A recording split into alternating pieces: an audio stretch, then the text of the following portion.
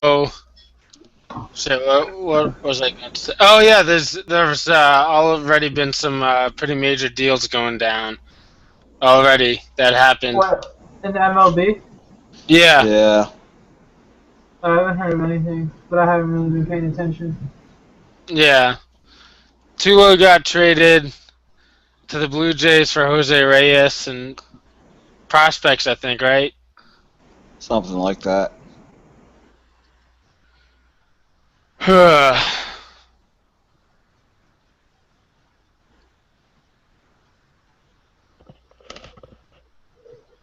Let me look for something real quick. They said that you joined the group chat, and then left the group chat. Who, Me? me? No, Sean. Oh. Yeah, my computer was like freezing and stuff, so I had to like uh, X out of it. And, yeah.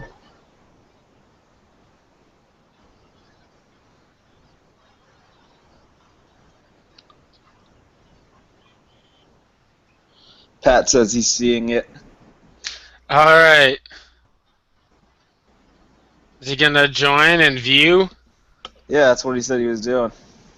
All right. It still says 0 viewers. Yeah. He said he's seeing it. Okay. Well, so he's seeing us talk. I guess so. All right. I guess that's all that matters.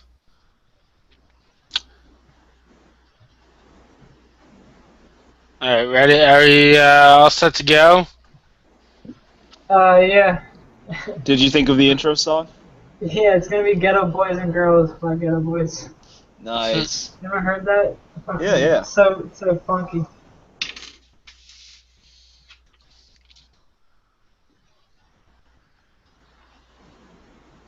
Alright.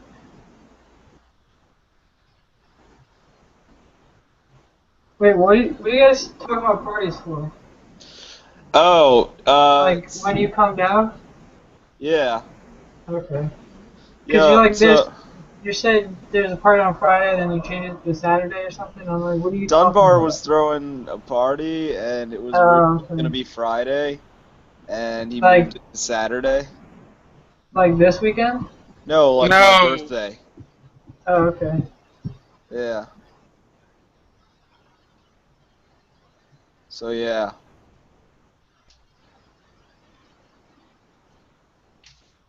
All right, cool. Uh, so how are we gonna talk about this Brady suspension thing? Are we How long? like how do you want to do it? How do I want to do it?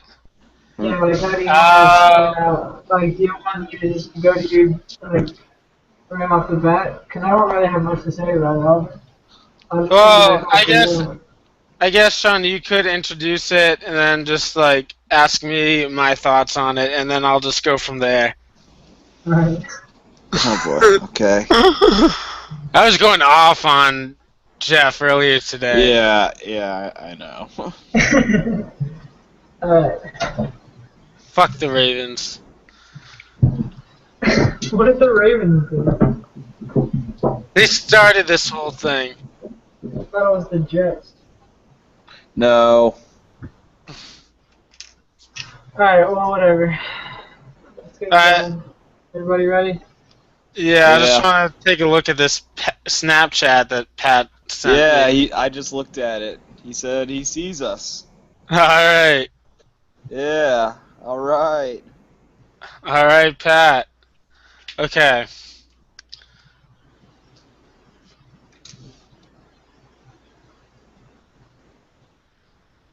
let's go. Alright. Well, oh shit, hold on. Let me see if I'm recording. Alright. Alright, welcome to another episode of the Sports Pulse. I'm Sean McNiff. I'm Brian Brennan. And I'm Ethan Winter. And right now you're listening to Ghetto Boys and Girls by the Ghetto Boys. Very old school type rap. Very just good rap in general. First off, on the list of topics is the MLB trade deadline, which is coming up on Friday, July 31st. Apparently, it's always July 31st. I never really knew that. But Yeah, it's always July Yeah, 31st, Sean, and get with the program. yeah, they're thinking sorry, I about haven't. changing it actually. Really, Have to they? one. Rob Manfred, the commissioner, said that he's thinking about pushing it back maybe to August 15th or August 18th. And so Yeah, you, I don't Yeah, really it agree seems with really that like because I feel like July 31st is like the perfect time to it seems have the trade early though. deadline. No, no, it's not. Like in the NFL, when they have like week 6 of the trade deadline, that's too early. yeah, But July 31st, if you're a baseball team, you know what you have. You know whether you're a contender or a pretender at this point, or if you're just out of contention altogether. And I think this is like the perfect. July 31st is literally the perfect time. It's like 2 weeks after the All Star game, too. 2 or 3 weeks after the All Star game. So I feel like July 31st is the perfect time to have a trade deadline. the one thing I'll say about baseball, today's day and age of baseball, is that now there's the second wild card, and what is it now? 10 teams make the playoffs from like combined from each league, Yeah, I guess. something like that. Yeah. Well, that changes the game a little bit. So now more teams have a chance to make the playoffs, and some teams. You look at a lot of teams right now in baseball; they don't know whether they're contenders or whether they should sell at the trade deadline. So the one thing that moving the deadline back to August 15th or August 18th would do is maybe give teams a little more time to determine where they're going to go in the season, what route they're going to take. Yeah, I feel like in every major sport it should be like in the last 2/3 of the season. Like in the NFL, it should be like week 10 or Well, something. it's already is in the last 2/3 of the season, and if Seems they too are late. going to move the MLB trade deadline back, it should be a week max to August 7th. They shouldn't move it more than 1 week back. Now, I do remember when they first introduced the second wild card, people were like, "Oh, the trade deadline's gonna suck now because more teams are going to be more willing to stay pat than they are because more teams are going to think that they're still in the race." But the last couple of trade deadlines with the added wild card they have been fantastic. Like I remember last year, Yoenis Cespedes and that John Lester trade. That was probably the biggest trade at the deadline. Um, and everyone was shocked when Cespedes was traded from the A's, and then you see the A's struggle offensively the rest of the season, and that just it adds to more drama. Yeah. I think so. I think the where the trade deadline is now is fine. If you want to move it back a week, but no more than that. Um, but I kind of want to talk about the trades that have already happened. In Jose Reyes going to the Rockies, along with prospects from the Toronto Blue Jays, Yeah, that was a pretty in big exchange trade. for Troy Huge trade. Tulowitzki. That is a huge trade. Now, it still doesn't solve the Blue Jays' need of pitching, but you would have to expect, since the Blue Jays made that trade a week before the trade deadline, you would expect the Blue Jays to be in the works to get uh, pitching help, starting pitching help, and bullpen help as well. I was talking to Chris Crawford, who Ethan's a good friend of. He's a good friend of Ethan and I. He's a big Toronto Blue Jays fan, and He's from he's Rhode actually the Island, only which is weird. the only Toronto Blue Jays fan that I know, and he's not even from Canada. And he said that one move he could see is the Blue Jays could get rid of one of their offensive players now that they kind of have a surplus on that to get a potential big pitcher in return. And they kind of traded one offensive asset for another, it's going to be interesting to see how Tulo hits away from Coors Field because he does have that huge home road split in which he's Hall of Fame numbers at Coors Field, and then just slightly or and he's average away from Coors Field, not even slightly above, but he's just average away from Coors Field. So that will be interesting to see how he adjusts to that. Although Skydome is an offensive park also, so Indeed. but I mean, given the fact that right. guys like Jose Batista hit like 50 home runs a year, I would Yeah. say that offensively he's not going to drop off much in terms of the home department, even though Coors Field is, such a great hitter's park. Right. And but I do think if the Blue Jays don't get pitching help, this trade is pretty much pointless because they pitching is what the Blue Jays need to get them over the hump to get to the playoffs. Right now, I think they're sitting only at like 500, at like 52 and 52 or something. So they gotta make a pitching move in order to stay in the hunt. Any more? Yeah, I'm reading about the Jonathan Papelbon trade right now. Yeah, that went down yesterday. Yeah, Phillies traded Papelbon to the Nets. I'm reading here it's for a double-A right-hander, Nick Pivetta. Is that all the A's got, or the Phillies got? Probably.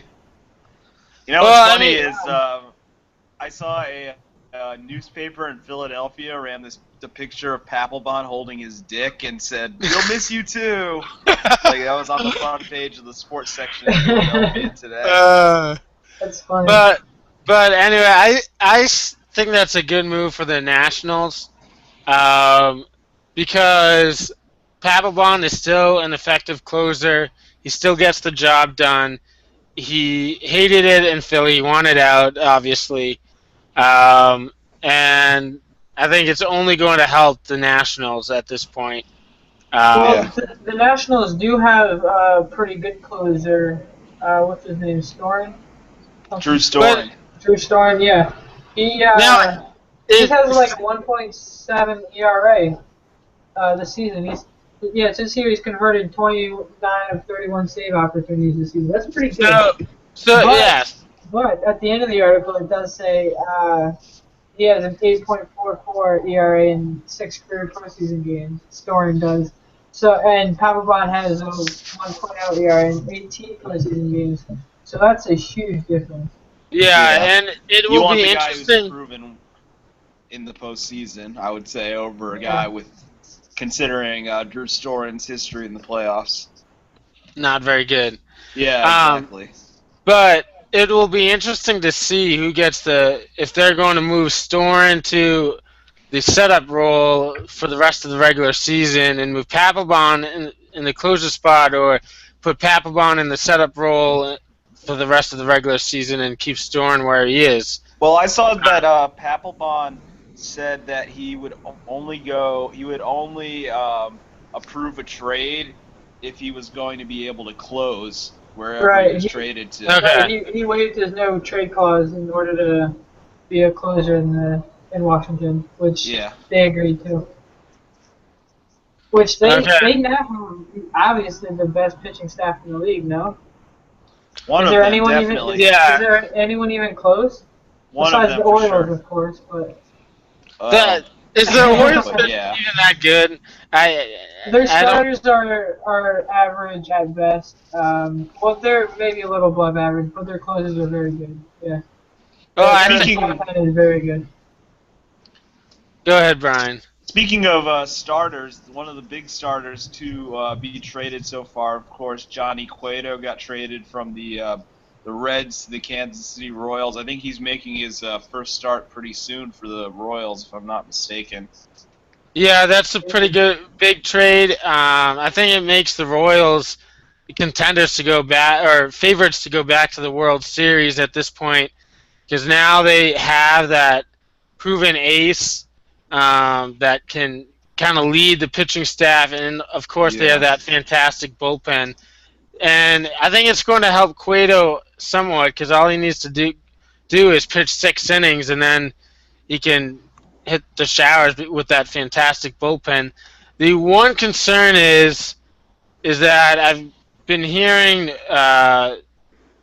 rumors, or I don't know if they're rumors, but I've been hearing things about the health of Johnny Cueto's arm. I've heard that it's like hanging on a thread and it's about to fall off, which is one of the reasons why, if I'm a baseball team heading into the off season, I'm a little hesitant to sign Johnny Cueto just because of that and because of the concern with his health of his arm. And so it will be interesting to see when that arm actually does fall off. And It's if it falls off during the season, then I think the Royals could be in a little bit of trouble. I think the Royals are definitely favorites at this point, considering they have the best record in baseball. I don't think anybody, or not best record in baseball, best In the record in American the League. AL. And, yeah. What would be interesting would be a Kansas City Royals St. Louis Cardinals World Series. I've heard a lot of talk about that, and First I time agree since with you. '85. Yeah, that's only happened once before, and it was a historically great World Series. The With a Cardinals historically bad call in one of the Yeah, games. exactly. But let's be, that you kind of have to get over something like that and just Right. continue to play the game. So, in my opinion, the Cardinals kind of blew it. But right now, it's looking like Missouri is the baseball capital of the world, which everybody else kind of just rolling their eyes at. But yeah, All all the right. all-star players. Right. And then a minor move by the Red Sox, not so surprising. They traded Shane Victorino. And it's kind of expected, and you can only imagine more is to come from the Red Sox in terms of moves. But Brian, have you heard any rumors about the Yankees getting in on potential players? Yeah. Actually, I've heard a few interesting things about the Yankees.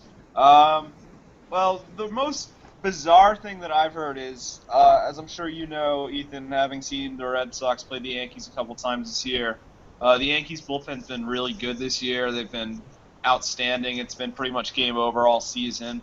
Um, One interesting note I saw is that they were very heavily interested in getting Craig Kimbrell from the San Diego Padres, which I don't know why that would have made any sense other than to just get another really good closing pitcher in the bullpen. But they have a closer, which I thought was really weird. Right. Uh, I didn't really think they needed to do that. I think the Yankees need another starting pitcher. I don't know if they're going to do anything, which I think would be a mistake. We'll see what they do from here. And Sean, anything with the Orioles? No, they're not moving an inch. They really haven't had any interest in anybody, I don't think. But I mean, the Orioles are in it, so they. I mean, I think it would be a mistake They're, if the Orioles didn't make any moves to try and to improve their team and they've make they've a been run at the doing playoffs. they've been doing terrible the past 2 weeks or so. They're now a 500 team. They're probably 5 games back from the Yankees, and it's I don't They're know. They 7 games should back. 7 games back. Yeah, Yeah. Well, they well, need to it's mix something up, but I don't know if it's gonna happen. I don't think Buck Showalter is gonna find the right deal for anybody. well, number one, it would be Dan Duquette who makes any trades, not Oh Buck yeah, true. Showalter. But I'm sure he has to go through Buck Showalter to approve anything though. well, I mean, general managers usually just make the trades. Maybe Yeah, they'll I know they don't. talk to the managers, but it's pretty much mostly the GM's Yeah, decision. I know that, but I feel like Duquette has so much respect for Showalter, as do all Orioles fans, that he'd like go over with the trades with Buck. But I don't know. I've never been in the Orioles front office before. Yeah, but it's not necessarily where at this point in the season. It's not where how many games back you are of the Yankees. It's more of how many games back are you of the second wild card. That's really what teams need to be looking at, and to see how far back they are of the Minnesota Twins, who I Well, believe has the second wild card right now. well, their team's objectives aren't to get the second wild card. Their objective is to win their division in the regular Yeah, season, and well, then yeah, I don't go know on if from the there. AL of East is course. over, but I mean, the Orioles are Oh, only shut up, Brian. The AL East is not over. Yeah, the AL I East said it isn't isn't. over. Yeah, Oh, I said I it thought- isn't over. I did not say it was over. I said I don't know if it's over yet. but I mean, Yeah. the Orioles are 5 games back of Minnesota. They're 5 games behind Minnesota. That means Oh no, they're 5 games behind Houston, who it's weird because I guess There's 2 wild cards. the You have to Angels. figure out No, which one's behind which. yeah, well, the Angels and Astros are tied for first in the American League West, and so it has both the Angels and the Astros in the wild card Oh, so spot. there's 3 Even wild cards. yeah, but they're behind Minnesota. Baltimore is only 1.5 games back, so they are definitely. Oh, okay. The Orioles are definitely still in it for the second wild card. The Blue Yeah. Jays and the Rays are 2.5 games back. So, I mean, it will be interesting to see what the other teams in the American League East do. And you would have to think Minnesota would be making a deal also. Yeah. Because Minnesota didn't expect to be anywhere close to the playoffs this year. Now that they Right. are in a spot, they should probably try and make some moves because they're right in the middle of it right now. Right. They have And lost same 4 with, games in a row though. They're 2-8 in their last 10. They've lost 4 in a row. the Astros too.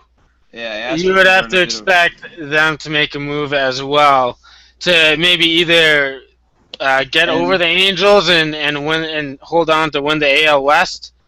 And I've heard 2 moves about the Astros. Well, one move they already made. They did get Scott Kazmir from the A's, and I've heard Right. they really do want to get Cole Hamels from the Phillies, which would be a huge deal for them because Cole Hamels.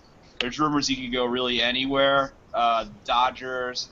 I've heard Yeah, places but like that. Texas the Phil- Rangers are interested in him too. But the thing is that the Phillies are being really dumb about it because they are still selling so high on Cole Hamels, but everyone He else just threw a no-hitter in his last start. Yeah, so- but still, like, Pedro Martinez is a Hall of Fame pitcher, and he never threw a no-hitter. So, he's came close a couple times, but no-hitter to me is, I mean, it's good, but it doesn't indicate how good you are as a pitcher. Like, you could just have really great stuff one day, yeah. like Clay Buchholz did True. against the Orioles, and it sucks. But I think didn't the Mets make a minor move also to kind of try to help their offense? They got Juan Uribe from the A's, but that was about it. That's all I saw. Right. Isn't he like 40 years old? 1 year ago? Yeah, but he's got playoff experience. He's been around for a while, so I guess it's not a bad pickup, but I mean, they're still a mess. So yeah. I mean, the Mets are 3 games behind the Giants. Cubs are 2 games behind the Giants. Mets are only 3 games back. Yep, in the second wild card. Maybe they- Juan Uribe teaches the Mets how to hit. They'll become a Yeah. powerhouse. Well, maybe not a powerhouse, but a respectable team. Because their pitching is on point. They have one of the best pitching staffs in the league, Yeah. and their hitting is one of the worst in the league. So They're only a Right. game back of the Nationals right now. yeah, Yeah. Right in the middle of it. And the Mets' biggest thing is that they have great starting pitching. I think their bullpen is pretty good too, but it's just their offense. If they can get one more piece offensively, which is questionable on whether that's going to happen or not, because the Mets are are stingy ever since the Bernie Madoff ripped them off. Yeah. Um, it's going to be interesting to see what the Mets do, because I think they need to get more than just one Uribe. One Uribe is not going to get the Mets over the hump and into the playoffs. They need to add at least one more offensive piece. Yeah. I would agree. I've heard they're in on Justin Upton from the Padres, which would be interesting. Now that would be a good pickup. That would be almost, yeah, I don't want to say like getting Mike Piazza for the Mets, but that would be pretty darn close, like getting a superstar player like that. That would be a good trade. I mean, a trade for him, but it would be good if they got him. And I actually read a Deadspin article on the Mets on how like terrible they are for baseball and how they're repressing their salary cap on purpose because of Bernie Madoff, and like there's like no excuse for the Mets to have one of the smallest payrolls in baseball, because they are a large market team. They play in New York. They should be able to have the ability to get these high-priced rental players to help their offense and move on and move forward in terms of where they are as a franchise. Because right now they have all this great pitching, but they are in danger of letting all this great pitching go to waste because they don't want to pay for a bat when they have the money to do so. Well, who's that one guy that they pay every year like $10 million, but he hasn't Bobby played for like Bonilla. 20 years? Bobby Bonilla. It's $1 million. That's why. That's it. That's why they don't spend any money, because they're But still, every July 1st is Bobby Bonilla Day. But still, like even then, like that's only like $1 million out of their payroll. They can still afford to. I think it's more than $1 million. Of that. I saw it was $1 million. It's like $1 million every year till 2025. It's just that the Mets ownership, the Wilpons, are not unable to. They're unwilling to make that move. There's a Mets talk for the day, Pat. I was gonna say watching live. That's a good episode to watch. That's the same with the Orioles owner. I forget his name right now. Peter Angelos. Yeah, same with the Orioles owner. He hasn't spent any money at all. He never has in their whole entire life. So yeah, and like if the Mets don't do anything now, like 2 or 3 years from now, all the Harvey's going to be a free agent, Syndergaard is going to be a free agent, and they won't be able to pay them, and they'll lose in the free agency, and they'll suck. It's gonna be really tough to watch Matt Harvey wearing a Yankee jersey. It really is. Yeah, navy pinstripes instead of royal blue pinstripes. But yeah, I really hope none of those pitchers go to the Yankees. That would be I agree. I'm with Sean. I'm sure you guys do. I'm really sure you do. Because we don't have any superstar pitcher, and we need one. The Red Sox have no pitching. They have no pitching whatsoever. Yeah, we have a bullpen. You guys just have no pitching. Yeah, yeah. You guys have like me on the mound every inning. Yeah, it was so deflating yesterday. Not, I mean, pun unintended. Please tell me that's not your. Please tell me that's not your transition. No. But let me finish. That's why I came the big bucks, baby. Let me finish my thought about the Red Sox pitching and how much it sucks. So I went to the Red Sox game yesterday. The Red Sox retired Pedro's number, and I'll talk about this more on the walk-off.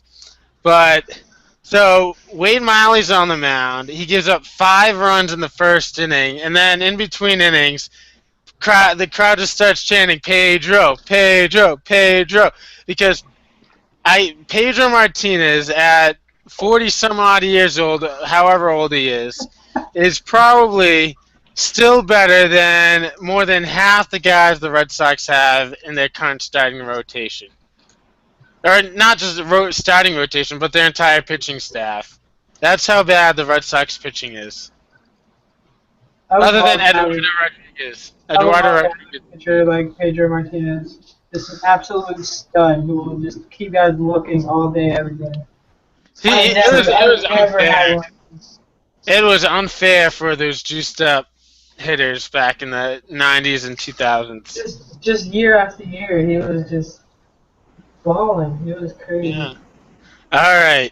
Speaking Uh, of deflating, Oh. you might have No. heard already. Tom Brady, his appeal to his suspension was denied.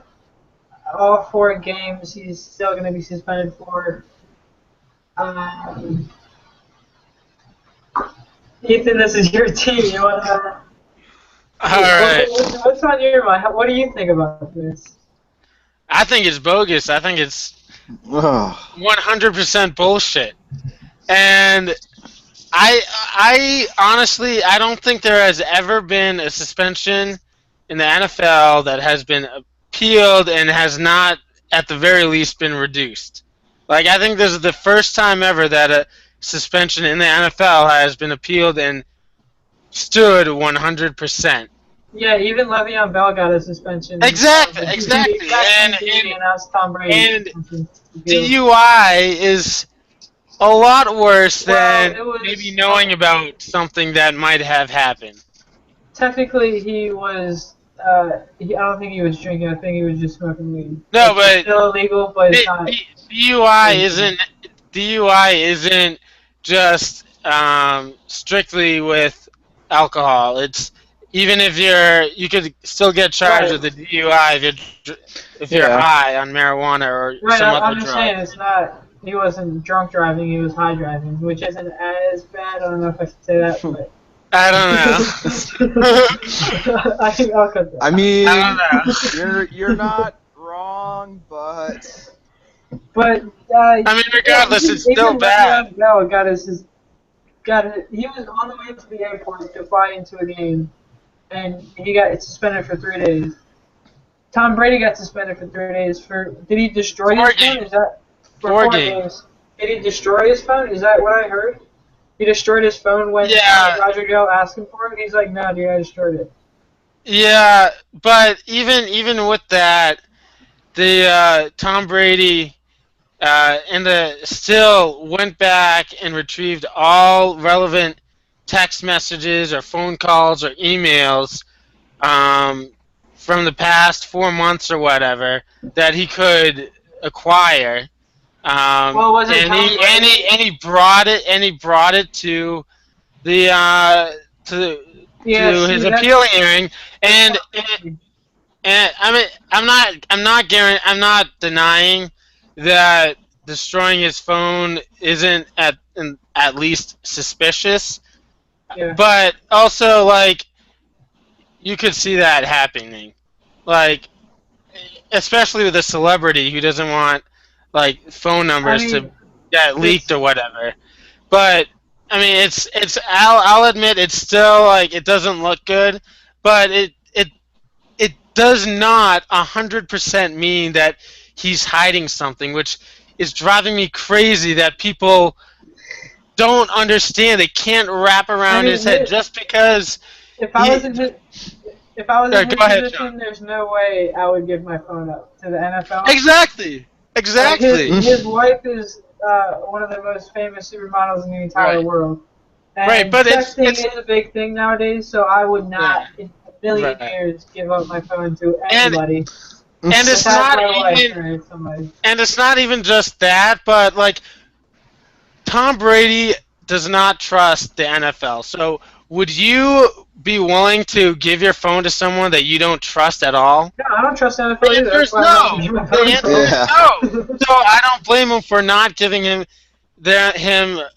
giving them his cell phone. But even then, he still, when he went to his appeal hearing, brought them everything that he could find or reacquire in terms of phone records, electronic communication, emails, text, whatever. And he even offered to go through all the numbers and tell Roger Goodell who they are. And Roger Goodell was like, no, that will take up too much time. So this this whole thing is just it's a fucking it's a fucking god damn, I'm so worked up I forget what it was. Catastrophe? No, it's a god damn. I literally blanked on the word. I literally blanked on the word. But it's a setup. It's a 100% a setup. It's I don't think 100% a setup. I don't think And it's a witch hunt, and they hate Tom Brady. They hate the Patriots because the Patriots because they have win too much, right? yeah they win they win all the time. They're in contention every single year in a league that's designed for parity, and so the NFL does not like that, and neither do any of the other owners or other teams. Hey, besides last year, when's the last time the Patriots won a Super Bowl? They won in 2005, besides last year. Yeah, so they don't win every year. You But can't say that. no, You can't say that. They're in the mix over there. They're a great team. that's not what I meant. I don't. Sean, you know what I'm saying though is that they are constantly in Super Bowl contention every single year. They either make it to the AFC Championship game or the Super Bowl more often than not. Whether they win that, they haven't done that until now since 2005, but they're always in the hunt. And they are in the playoffs more often than not. They win I think they lost the AFC East Okay, I don't care just about twice. this. I really don't want to hear this right now. But let me just say, I don't think the fact that it's the Patriots. I don't think the fact that it's the Patriots has anything to do with. Okay. No. Listen. It has anything to do with it Deflategate actually starting, but the fact that it is the Patriots let the NFL get away with it for so long because everybody's like, yeah, fuck the Patriots, fucking let them. You have to remember. No, I disagree with that. But I disagree with that statement. No. The NFL had a similar thing going with the Raiders and Al Davis, in which the NFL for a while was out to get Al Davis. And it reminds me a little bit of that in some ways. I don't know if the NFL is out to get the Patriots, but something they 100% are. Something for me is I don't know, but something for me is wrong here. Like I don't know what I think happened? I think it's hilarious, but there's something it's absolutely hilarious. messed up about this. It's the funniest thing ever, but there's something so weird about it that just doesn't make sense to me. What I think happened is that, I guess whoever it was, Jim Kessel or whatever his name is. Mike Kensel. Former Jets employee. Somebody, I think he complained, and then maybe a couple of Colts players complained that the balls were deflated. They tested them, they were maybe a little bit deflated, and then it just got blown way out of proportion. Right. And then it was like, oh, because the reason why we're still talking about deflated footballs. Like, right. It's a little squishy. Like, who cares? Yeah. No, I agree. I agree with you. Like, who cares? But the reason why it got spun way out of control is because someone in the NFL office leaked false information to Chris Mortensen that 11 out of the 12 footballs were 2 psi under the legal limit, which was false. It was proven false in the Wells report, based on their data, their faulty data, by the way. And based on faulty data, it was still wrong. It was still wrong, which is ridiculous. And the NFL still can't even prove for a fact that the footballs were tampered with. Like people forget about that. They just take whatever the NFL says at face value when they are the NFL organization lies more often or just as much as FIFA lies. I'm comparing the NFL. The NFL is on the same par as FIFA. That's my opinion. No. But No, No it's, it's way. I know it's what you're getting saying, but it's pretty not it's that close. getting pretty damn close. It's getting No, pretty damn FIFA. close. No, you have no idea. You don't. What You have no and idea how bad FIFA is. FIFA is like Hitler, and then Roger Goodell is well, like Roger Goodell is some pretty damn asshole who close to runs the Hitler country. in terms of his abuse of power. Like he That's, he I he that's disagree. a, what that's he a very what Roger very Goodell is doing is very unconstitutional by punishing Tom Brady for not giving up his cell phone for not exercising his constitutional right to withhold his cell phone Ugh. from him. It's oh, unconstitutional. who paid for the He cell is phone? un-American. Did Roger Tom Goodell is Brady, un-American. He's a Oh my fascist. god. did Tom Brady pay for the cell phone, or did the NFL pay for the cell phone? It's his cell phone. It's his personal cell phone. So And did plus, Tom Brady pay for it? If Tom Brady paid for it, then he can do whatever he wants with the cell phone. exactly. Nobody denied that. But All right. But anyway, this thing is going to court. The Tom Brady. But the thing, I- one last thing about okay. this whole thing going to court, by the time it's all settled, like I'll give you an example. There's this voting rights trial going on in Winston-Salem right now. They're Yeah. saying it's going to wrap up next week. It's been going on for the last 2 weeks. It's going to be a 3-week trial. They said it's going to wrap up next week, but we're not going to know a decision until December, and then somebody's going to appeal, and it's going to take even longer. If Tom Brady decides to take this to court, isn't it going to? We're not going to find out the decision until much later. Aren't Yeah, they it's going to gonna have take a played year. Yeah. the 4 At games least. Tom Brady couldn't? Aren't they going to have played the Is- 4 is- games Tom Brady could have sit out, or is going There's to some- sit out? There's Absolutely. something called an injunction, which Tom Brady is going to file. It's been filed in the past, which has allowed players to play during their suspension while the trial is still going on. Oh, okay. So Tom Brady is going to file for an injunction if it's not wrapped up by week 1. But to me, I don't understand. I don't see a scenario because they're bringing it to court in federal court, and while federal court has made some questionable decisions in the past, to me, I think that's the only place where you're going to get like logical thinking and common sense out of this whole thing. And so I can't really see a scenario where Tom Brady loses in federal court. I don't know about that because federal judges like to have their pockets greased a little bit, and the NFL has a lot of grease.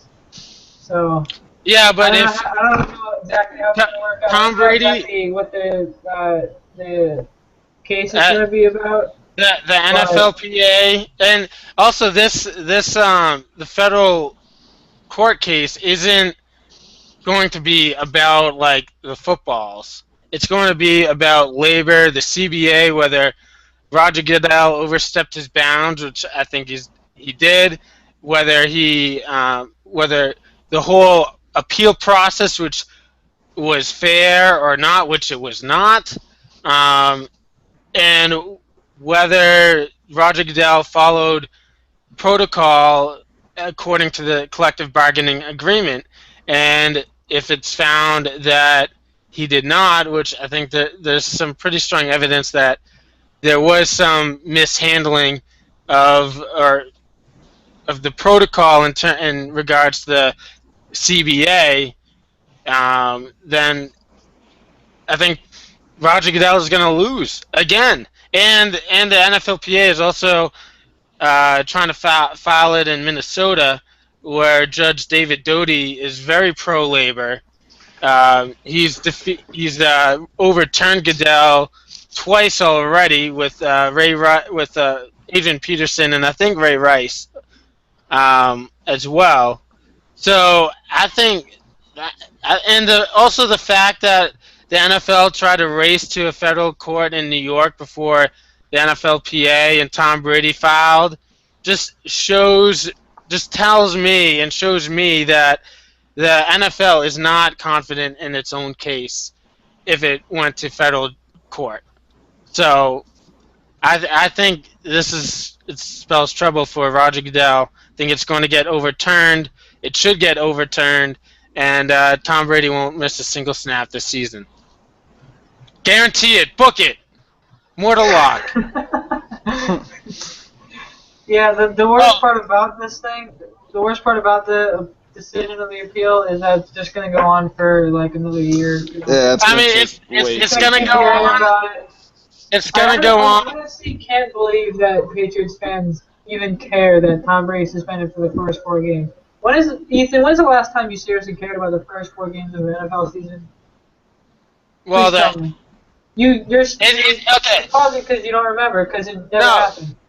Well, we've never had anything like this where there's a gross mishandling and clear case of abuse of power in terms of a suspension of any player for something so You know, trivial as a fucking PSI in the football.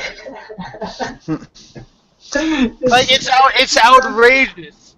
It's outrageous. This entire thing, and you guys agree that it's outrageous. I agree that. No, I completely agree. This is so dumb, but it's just so hilarious. I agree that it's outrageous that a billion-dollar company would put major penalties on one of their leading organizations for deflated footballs, and also make a huge story about it for probably years to come. Yeah. This whole thing is just completely outrageous. I don't And understand why Roger Goodell is doing what he's doing. I don't. Why didn't he? He should have just buried it. He should have buried it. Exactly. That's the point. Yeah. And they've buried stuff like this before, like with the Carolina Panthers and the Minnesota Vikings last year. There's another case where they were putting the footballs next to a heater to keep them warm because it was very cold that day in Minnesota, and both teams are warned and were told not to knock it off, and they didn't receive any penalty. Aaron Rodgers admitted on national TV during an actual NFL broadcast that he likes to overinflate the footballs. Nothing was ever given to Aaron Rodgers. I don't even know if the NFL told him to, hey, don't overinflate the footballs. Well, with that, They only care because it's the Patriots. With the Aaron Rodgers thing, you gotta think it's the ref job to make sure it's not overinflated. And if it is overinflated, they're just gonna be like, "Hey, Aaron, stop overinflating the ball." Didn't they say they were going to change the rules this year to They did. make sure that they? Yeah, exactly. They did. And it's even more. Monitor. And it's not even closely monitored. It's pretty much the same, except they're going to measure the footballs and record them before the game, during halftime, and then after the game. And what they should do is, in my opinion at least, just because there's no clear advantage given to a team with whether the football was underinflated or overinflated, because it's all about the feel for the quarterback. So each quarterback has their own footballs the way that they like them, and so to me it's more similar to like breaking in a glove to the way that you like it than anything else. And so I just think they should just get rid of the whole like rule or parameters of the PSI to begin with, because guys are going to want the footballs the way that they like them. And yeah, I'm not sure why they have those rules in the first place. Right, exactly, and no one's going to have them so deflated that where it's like soft, like you can literally squeeze it, because then the football is going to be too heavy, and then no one's going to overinflate it so much where no one can catch the ball. So people are going to naturally find the happy medium in the middle between that to the way they like them. Plus, it avoids this whole thing from ever happening again. because they won't have any rule defining it. Well, something like it's Yeah. going to happen again because NFL has stupid rules all over the place. But Right. Yeah. just a quick note before we move on. Jackie McMullen, Boston media member, works for Yeah. ESPN, I believe. She, I guess, wrote an article telling Tom Brady just to accept the plea and move on because just like the rest of America doesn't Well, want to hear about it anymore. well, I just wanted to say that. I know you're going to disagree with that, Ethan, but well. Let me say this. Now, That's such an unpopular opinion right now in Boston. no, it is the NFL. Shit, what was I going to say? Yeah, the NFL gave Tom Brady a deal, whereas where they would at least reduce the suspension by at least 50%, and if he admitted to any wrongdoing. Now, if I think if he actually did anything wrong, he would have taken that deal. But the fact that he didn't makes me believe that he actually didn't do anything wrong. So why would you admit to something that you didn't do? That's my question, and that's how I think. What I think about it. That's what's confusing to me. If he had nothing to hide, then why did he destroy his cell phone? Because maybe he's telling the truth. Maybe he does destroy his cell phones routinely every 4 months. So wait, did he actually say that? That he destroys his cell phone every Please 4 tell months? me that's not his excuse. About every yes, he 4 did. months? He didn't. I'm not saying it's a great excuse. The excuse I would have gone with was when I went cliff jumping into that little watering hole. I had my phone in the back pocket and it broke then. So Yeah. that's the Well, I excuse I mean, would. But it, he is a major celebrity and has a major celebrity wife. So, and there has been hackers known to break into a celebrity's phone. So I guess it's like the maybe for fappening. purposes. Yeah, right. But every 4 months seems a little excessive. I don't know. The I don't really fappening. care. I've said this before. I really don't care about any of this. I think it's hilarious the Patriots are getting bombed the way they are. But, moving on, Boston. I, I do want to say this one thing though. How scumbaggy is it that Roger Goodell, um, my mom, my mom actually said the cell phone broke, so he got a new iPhone and deleted the text. He did not destroy this actual cell phone. So, Okay. but anyway, back to my point. Um, is Mine that does best. yes, she does, as Ricky Henderson likes to say.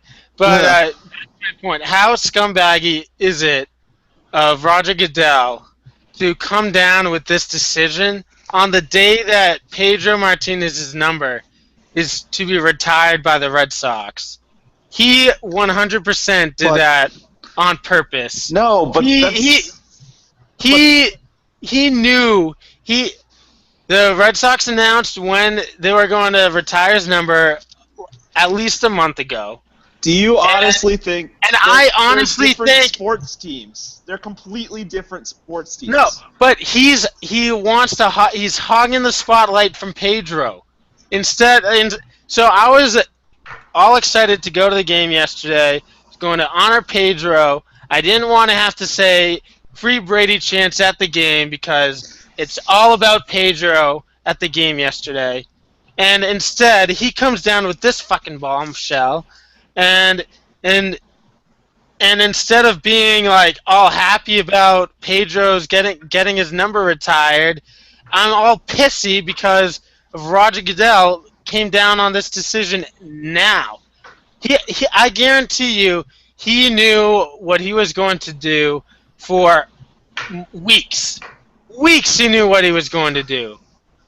And They're he waited this completely long. He different could have sports waited teams. a couple more days. He could have gone announced it on a Friday afternoon at 5 o'clock when to bury the news and have like he's done every other time with, Ethan, with Ethan, all his. even your dad doesn't want to hear your shit anymore. He just closed No, the I'm just being loud. I'm just being loud. I'm just being loud. That's why he's closing the door. Alright, we've been talking about this for a good 30 minutes now. We need to move on. Staying in the same city, Boston, they lost their bid for the Olympics in 2024, right? Yep. That's what we're trying to decide. I think DC is still a contender now. I don't know any place else other than That DC because I I think. was I think. L.A., San Francisco. Yeah, I think it just yeah, opens it back up to the three other cities that lost yeah. to Boston originally.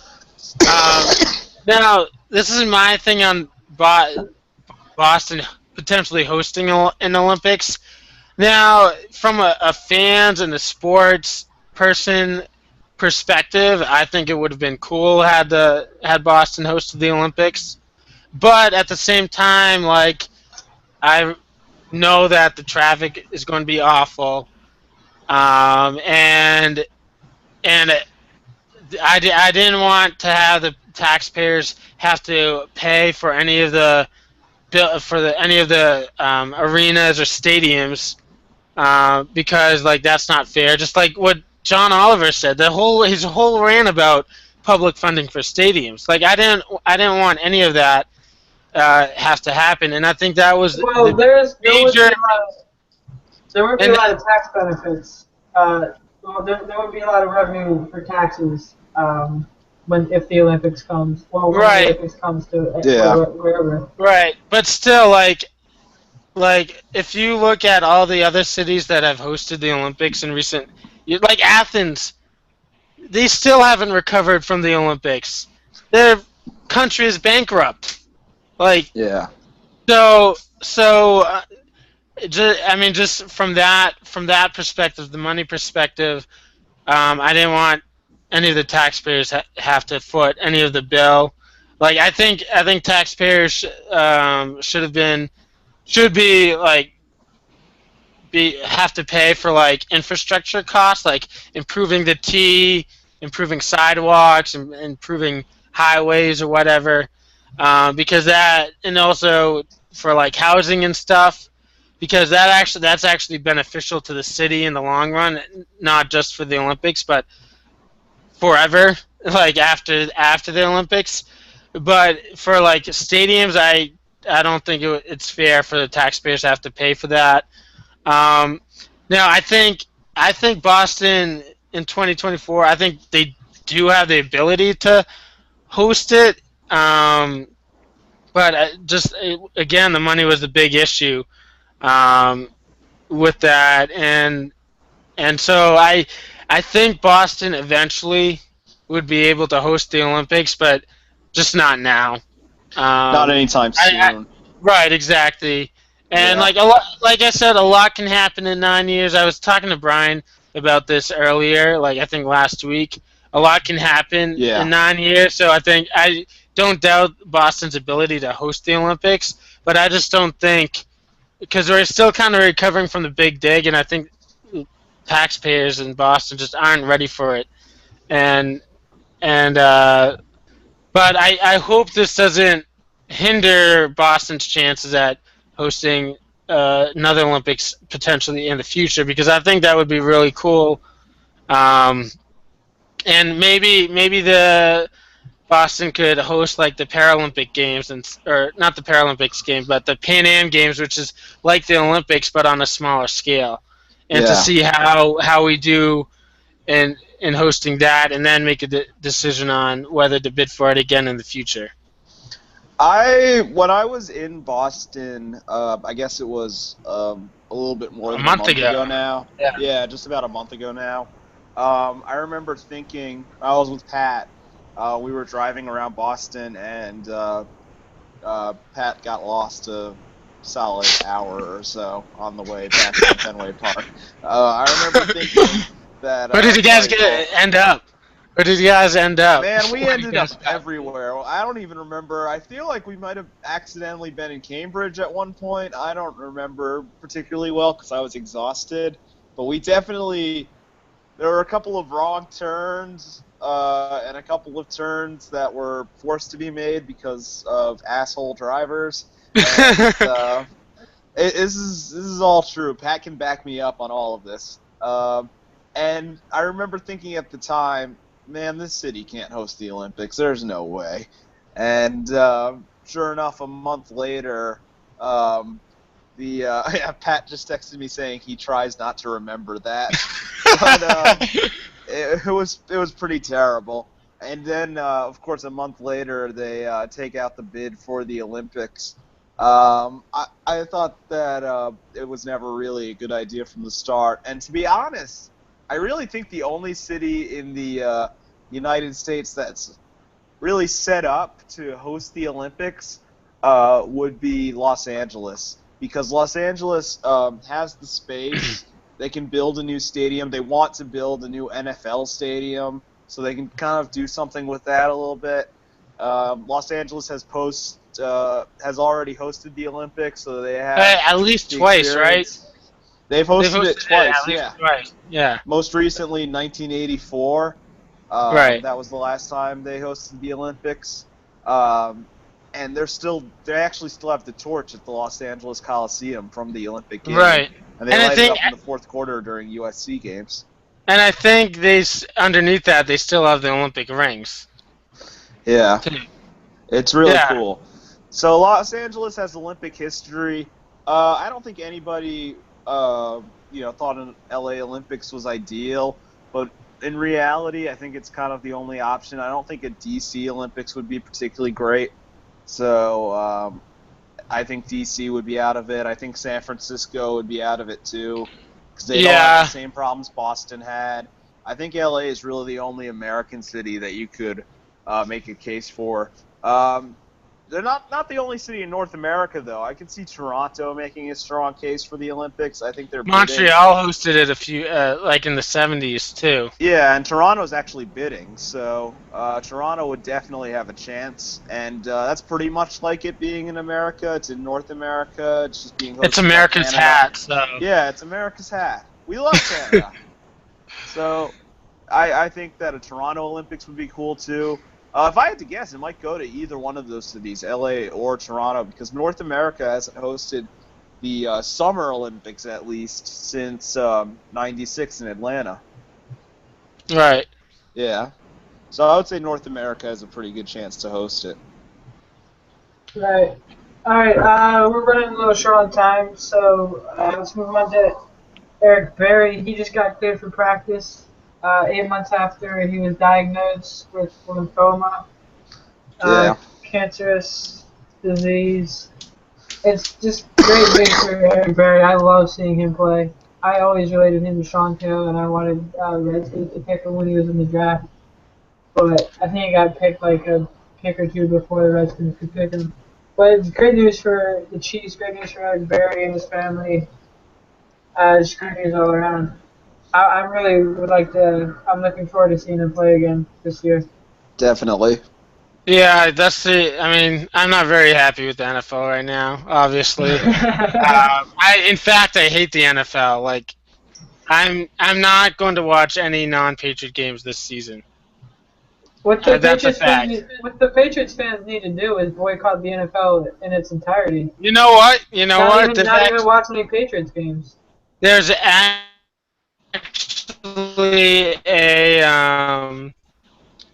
a petition that I signed. I'll admit, first half of opening night. Yeah, of course he did. Yeah, of course he signed. You boycott the first half of opening night, but that's just one half. You're gonna give Roger Goodell money anyway. If you're buying tickets, so why not? You should, at the very least, you should boycott the first 4 games and not. How many home games do the Patriots have in the? I think they have 2. Patriots fans should not go to those 2 games. Not buy any tickets. Not have anybody in the stands. Should be just like the game at Camden Yards with no fans. Yes, exactly. Yeah. Sean. Except this time it won't be because of police brutality. But yes. Sean, you should run the Patriots grassroots boycott NFL group. No, I don't want to. I just want to let Patriots fans know if they are I going would to never boycott talk to you anything. again if you were in They charge of that, Sean. if they're going to boycott anything, they can't give Roger Goodell money. Like they just can't. It defeats the whole entire purpose. They just want Yeah. you just want to not go to the first half, so everybody starts talking about it. Everybody already knows about it. It's going to be talked about in the first game of the season anyway. So boycott the whole entire game. Don't give any money to the NFL, and that's the only way you're going to make your point. Otherwise, you're just wasting your time. So, with that said, Eric Berry is back again. I thought we were already talking about Eric Berry. We were. Then you turned it Then back all of a into sudden me. it turned right back into Deflategate. No, well, I just said like I'm not happy with the NFL right now, obviously, and then just Yeah, got then you started talking about Deflategate again, and you got me talking about Deflategate. All right. Anyway, he's cleared for practice. All is good. Well, not all is good and well, but his test results are coming back positive more and more. Obviously, he's going to be tested throughout training camp and throughout the preseason. He hasn't been cleared to play yet, so I don't know how long that's going to take, but hopefully we'll see him play again this season. Hopefully it'll be televised throughout the country because I want to see that. Definitely. And hopefully his first game back isn't against the Redskins because that would be terrible. I don't even know if they play the Chiefs, but anyway, on to on to the walk-off. Ethan, you want to go first and just get it over with? all I right. feel like you're Well, still going to talk about the play game in the NFL, so let's just. well, no, my walk off is going to be about Pedro, but I do want to say that Right. if and then I'll get right back to Pedro. If Tom Brady wins his in court, he should then sue the NFL and ESPN $100 million for defamation of character. Well, you can't sue That ESPN because they were just giving information that was told to them. You can sue the people that gave them the information, I guess. I don't know, but well, sue the NFL. Yeah, sue the NFL $100 million okay. All right, on for to Pedro. defamation. On to Pedro. So I went to the game last night. Unfortunately, I didn't get to really see the first tribute video that they had to him because It was amazing. I couldn't really see it. I couldn't really see this jumbotron in center field from I've been trying to where I find it was on in the the internet box so I there. can watch it again. Hey, you're trying to, or did you find it? I've been trying to because I thought it was so good. Okay. Well, And the second tribute video with the Hall of Fame song, I think it's by will.i.am. Yeah, and the script.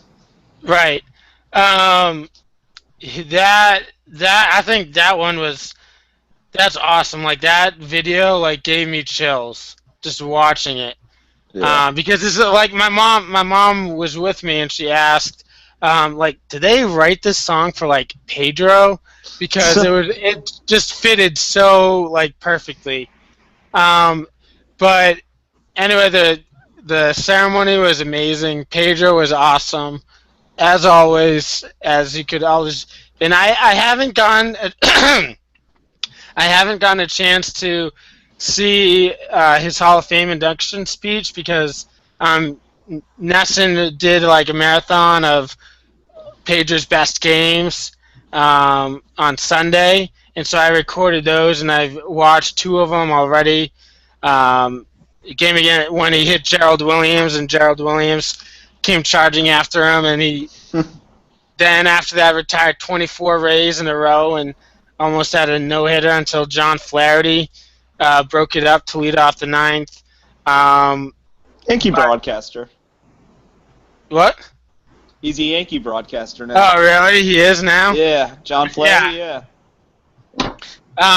But Pedro, he's just awesome. He's a great, classy guy.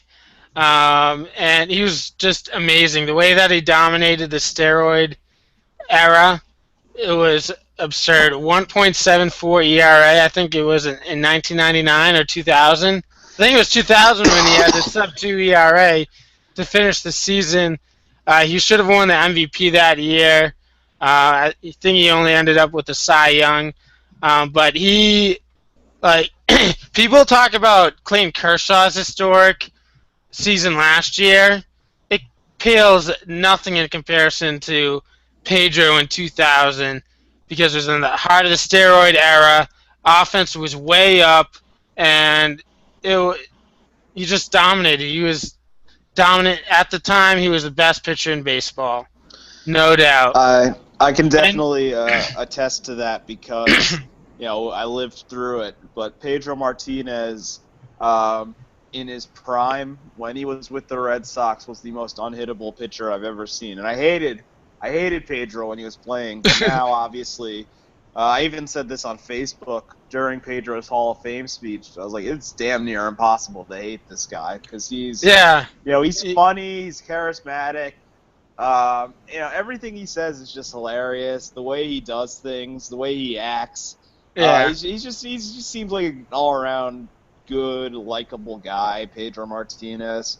So You've grown an appreciation for him. I have Since totally. he's retired. Yeah, exactly.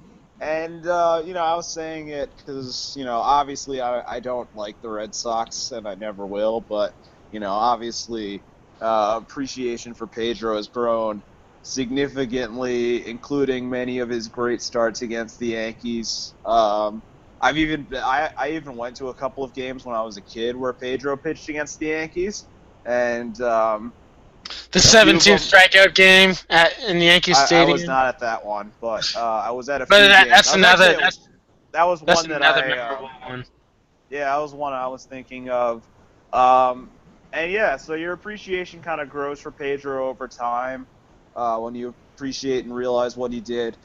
He was also, not with the Red Sox, but when he was on the Phillies, he was on the mound when the Yankees won their most recent World Series. They beat him in Game 6. So I was kind of okay with Pedro then. So, yeah, but definitely Pedro deservedly a Hall of Famer. I thought this whole Hall of Fame class was really deserving. Yeah, we probably should have done a whole topic about the Hall of Fame Yeah. I thought ceremony. they were all really deserving. I thought Biggio, Randy Johnson, John Smoltz. I don't know if John Smoltz is the first ballot Hall of Famer, but I knew they were all going to get in eventually. So definitely a good Hall of Fame class this year. Yeah, it definitely was. And I don't really know like if we're going to see anything like Pedro ever again. Probably not, to be honest. I don't know, we might. Hopefully he's wearing black and orange though. Sorry, Brian, you wanna Yeah, keep it rolling? I kind of wanted to rant about one thing that I saw on ESPN.com just a few, I guess it was a few hours ago. I got an ESPN SportsCenter notification that Jim Craig, the goalie of the Miracle on Ice team, the greatest moment in American sports history, in my opinion at least, bar none, is putting up some of his memorabilia for sale, some of his gear and whatnot, and some of his things from the Miracle on Ice. And that, to me, signifies that the author of one of the greatest moments in American sports history is in signs of financial hardship. And to me, that's disappointing to see. And as somebody who's kind of at the stage in my life where I'm a fucking broke 23-year-old person, it's just like, it's tough to see someone who had it all put up memorabilia for sale. He's selling it for $5.7 million, selling all of his memorabilia from the 1980 Olympics, and it's not something that I really want to see happen. I had another point to make to this, but I absolutely cannot remember what I was going to say. I had something else. There was somebody else I saw that was in some sort of financial problem. and it was. I just don't want to see this happen. But even though I'm at this stage in my life where I don't have a lot of money, I've still been able to invest some money financially to put away for if I ever need it in any time of real financial hardship. And that's what I just hope that a lot of athletes are doing. And I'm sure we've all seen the great 30 for 30 broke that talks about athletes who just spend money like water. And it's just something I would really like to see athletes start to get smarter with their money. That's all I really have to say. I wouldn't consider broke to be one of the better 30 for 30s, but I thought it was all great. the all Yeah, I the love broke. well, I mean, I think it's interesting. It just to me like it wasn't. It was kind of it was a little boring. But like the message that that documentary sends out is extremely important. Yeah, absolutely. I just want to give a quick shout out to Jen Welter. She just got hired by the Arizona Cardinals to be a linebackers coach. I think her Boston College contract, grad.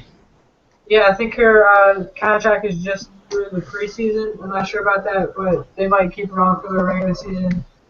It's a big step for, I guess, women in sports. Um, that's pretty crazy. She can be a linebackers coach. I mean, Yeah, yeah, I think she played in like arena or not the arena football league, like indoor football It or was a something, women's football association, I think is what it was called. something like that. She played good amount of years in that, and she was a linebacker, a good linebacker apparently.